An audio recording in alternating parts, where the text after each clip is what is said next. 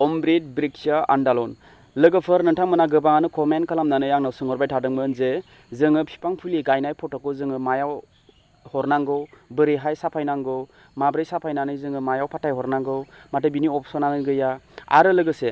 बिफां फुलिखौ जोङो थांनानै गायहैनांगोन ना फांबेसे गायनांगौ ना बिफां फुलिया गावबा गाव न'आव फैखागोन ना लायनांगौ बबेयाव गायनांगौ गासैबो बिनि डिटेइलै आं नोंथांमोननो खिन्थागोन लोगोफोर बे भिडिअखौ फार्स्टनिफ्राय लानानै जोबजासिम नायलाङो अब्ला गासैबो डिटेइलै नोंथांमोना दिनैनि बे भिडिअआव क्लियारै मिथिजोबगोन लोगोफोर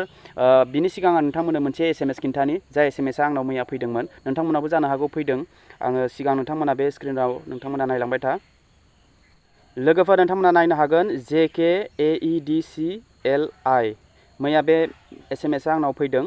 स' बेयाव लिरदों dear Amrit Brikshya Andolan registered users you are requested to upload your 2 selfies through the mobile app as has been organized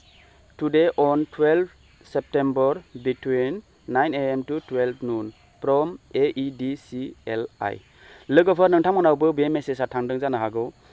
बेयाव बुंदों जे नोंथाङा दा सेल्फि फट'खौ लानानै नोंथांमोना फाथायहरनायनि अपसन मबाइल एपनि थ्रुयै जेरै जोङो अमृत ब्रिक्ष्य आन्दोलन नोंथांमोनखौ आं बुंदोंमोन ना प्ले स्ट'रनिफ्राय डाउनल'ड खालामनानै ला आरो बिनिफ्रायनो अनलाइन रेजिस्ट्रेसन जों खालामनो हायो होननानै बाट दा रेजिस्ट्रेसन खालामनो हाला जोङो बिनि डेटआ जोब्बाय दा जोंहा लगिननि अपसन मोनबाय बे एप्लिकेसनावनो बे मबाइल प्ले स्ट'र एप्लिकेसनावनो लगिननि अपसनबो मोनबाय आरो बेहायनो नोंथांमोना मिन्थिगोन जे सेल्फि फट'खौ बोरै हरनांगौ आं नोंथांमोननो खिन्थालांगासिनो भिडिअखौ नोंथांमोना नायलांबाय था बाट दा बेयाव बिदि बुंदों बे मेसेज फैदों दा नोंथांनि एरियानि हिसाबै दा जोंनि एरियायाव सिमेन्ट सापरि एरियायाव स्टकिं पॉइंट जिथु ब्रिक्ष्या मोनसे पॉइंट दङ बे पॉइंटआव गासैबो बिफां फुलिया मोनफैजोबनानै दङ आरो गायनाय जायगाखौबो गासैबो क्लियार खालामजोब्बाय जानो हागौ दिनै बा गाबोन समफोरनि गेजेरावनो जोंखौ लेंहरनानै बेयाव फांसे बा फांनै गायनांगौ आरो गोबां मानसि रेजिस्ट्रेसन जाखानायासो बेयाव बेखौ लेंहरगोन आरो लेंहराब्लाबो नोंथांनाव मेसेज फैखागोन आरो गामिनि इदिन दैदेनगिरिफ्रानो नोंथांमोनखौ खिन्थाखागोन जे उमुगाव गायहैनांगौ बा नोंथांनो बिफांखौ हरगोन दा बिनि जेबो डिक्लियार मिथिथ'वा बाट आंनि नुनाय मथे गासिबो जायगाया मोनसे एरिया दंखायो मोनसे जायगा दंखायो बेयावनो गासिबो थांनानै गायहैनांगोन नामा आं बिदि सानदों आरोखि दा बिनि गासिबो फुल माबाखौ लेंहरनानै गायहोगोन ना हजोंनिफ्राय बिफांखौ जों लाबोनांगोन ना गावबा गाव बारियाव गायनांगौ बिनि जेबो डिक्लियार गैथ'वा स' दा गासिबो बिफांफोरा नोंथांमोननि खाथि खालानि स्टकिं पॉइन्टआव मोनफैजोबनानै दङ बाट नोंथांनि एरियानि हिसाबै मेसेजआ बे डेट थारिखआ एसे आग पिस जानो हागौ आरो सोरनाबा 17 तारिखआव जानो हागौ 18 तारिखआव जानो हागौ बा सोरनाबा गाबोन जानो हागौ बा सोरनाबा दिनैयावनो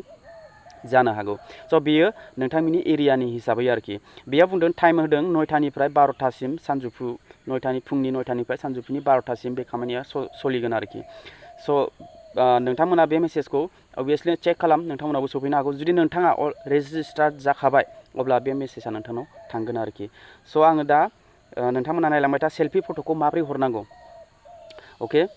स' अमृत ब्रिक्ष्य आन्दोलन प्ले स्ट'रनिफ्राय नोंथांमोना डाउनल'ड खालामना लाबाय अबभियासलि स' बेखौ अपेन खालामदो बेखौ अपेन खालामनायनि उनाव नोंथांमोना बेफोरबायदि साइट गेवगोन सिगाङो बेहाय नैबेयाव दङ गाहायाव हम ओमफ्राय मोनसेया दङ लगिन जानानै दङ बे लगिननि जायगायाव रेजिस्टारसो अपसन दंमोन रेजिस्ट्रेसन हम ओमफ्राय रेजिस्ट्रेसननि अपसनसो दंमोन बाट बेयाव दा लगिननि अपसन फैबाय लोगोफोर ओमफ्राय बेयाव जों दा अनलाइन रेजिस्ट्रेसन दा रावखौबो खालामनो हाला बियो स्टप जाबाय ओमफ्राय दा बेयाव लगिननि अपसन फैबाय बे लगिननि अपसनाव जोङो मा खालामनांगोन क्लिक खालामनांगोन बेहाय क्लिक खालामबायथ' रेजिस्ट्रेसन जानाय मबाइल नाम्बारखौ बेयाव होनांगोन ओमफ्राय इन्टार OTP आरो पासवर्ड गेट OTP आव क्लिक खालामनानै नोंथाङा नैबे माबाखौ इन्टार केपचाखौ फिल खालामनानै ओमफ्राय लगइन खालामना होनांगोन अब्ला आं बेयाव रेजिस्टार मबाइल नाम्बारखौ आं बेयाव होनि अके फाइनालि बेयाव आं OTP होबाय OTP होनानै बे केपचाखौबो आं फिल खालामबाय बिनिफ्राय लगिननि अपसनाव आं क्लिक खालामबाय लगिननि अपसनाव क्लिक खालामब्ला जुदि बेयाव नोंथांनि अनलाइन रेजिस्ट्रेसन खालामनाया जुदि साक्सेसफुल क्लियार जाजोबदों अब्ला बेफोरबायदि फैजोबगोन बेयाव मेम्बारनि नाम ओमफ्राय बेयाव गासैबो नोंथांनि नाम आरो बेयाव नोंथांनि नाम्बार एड्रेस नोंथांनि गासैबो एड्रेस जिखुनु पस्टेल कड जि डिस्ट्रिक्ट बेफोर गासैबो बेयाव क्लियारै श' जाजोबगोन जुदि नोंथाङा अनलाइन साक्सेस जामारदोंबा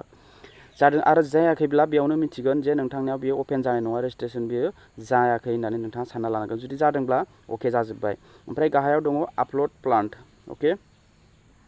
बे आपल'ड प्लान्टआव क्लिक खालामोब्ला बेफोरबायदि इन्टारफेस नोंथाङा नुनो मोनगोन जेरै हमनानै ला बेयाव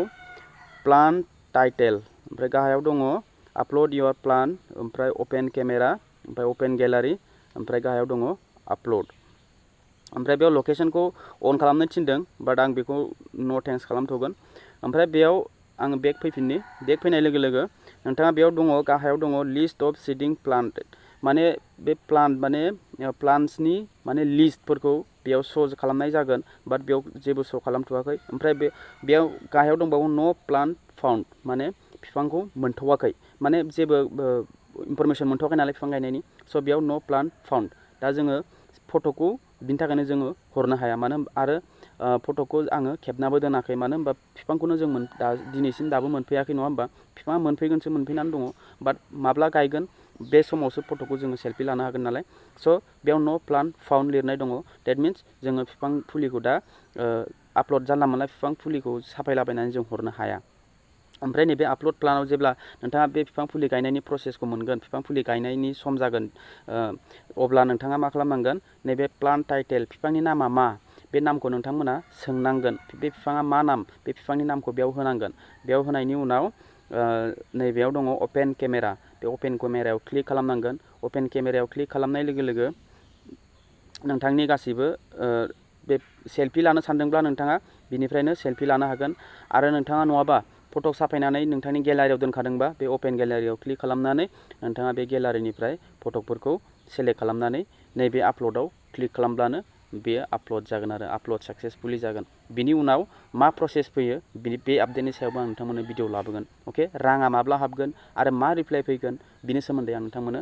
बे स्टेपनि उनाव खिन्थागोन। अके लोगोफोर अब्ला नोंथांमोना मोजाङैनो बुजिबाय जानांगौ आरो माबाफोर डाउट दंबा नोंथांमोना कमेन्ट खालामनानै खिन्थाहर आं बे कमेन्टनि रिप्लाइखौ हरगोन। स' नोंथांमोना मेसेज फैदोंना फैयाखै चेक खालाम आरो नोंथाङाबो अनलाइन रेजिस्ट्रेसन जादोंना जायाखै बेयावनो बे मबाइल एप्लिकेसन अमृत ब्रिक्ष आन्दलन प्ले स्ट'रनिफ्राय डाउनल'ड खालामनायावनो नोंथाङा गासिबो बेफोरबायदिनो क्लियारलि चेक खालामनानै लानो हागोन। अके लोगोफोर अब्ला माखौथो नायबाय थागोन जुदि नोंथाङा बे अमृत ब्रिक्ष आन्दलनखौ डाउनल'ड खालामाखैबा इनस्टल खालामाखैबा इनस्टल खालामनानै लादो आरो चेक खालामदो गाव गावनि रेजिस्टार्ड मबाइल नाम्बारजों आरो बावैनो बिफां गायनाय समाव बिफां फुलिखौ साफायनानै माबोरै आपल'ड खालामनांगौ बेयावनो मिन्थिबाय। अके लोगोफोर अब्ला बेखिनियावनो भिडिअखौ मोजां मोनदोंबा लाइक खालाम चेनेलखौ साबस्क्राइब खालामनानै बेलनि अल नटिफिकेसनखौबो अन खालाम आरो बे भिडिअखौ फेसबुकाव नायदोंबा आंनि फेसबुक पेजखौ फल' खालाम आरो हानायमानिखौ शेयार खालामनानै हो जोबोद गोजोनथाव खौरांनि थाखाय। स' भिडिअआव बेखिनियावनो लोगो मोनगोन next video tata bye bye and take care.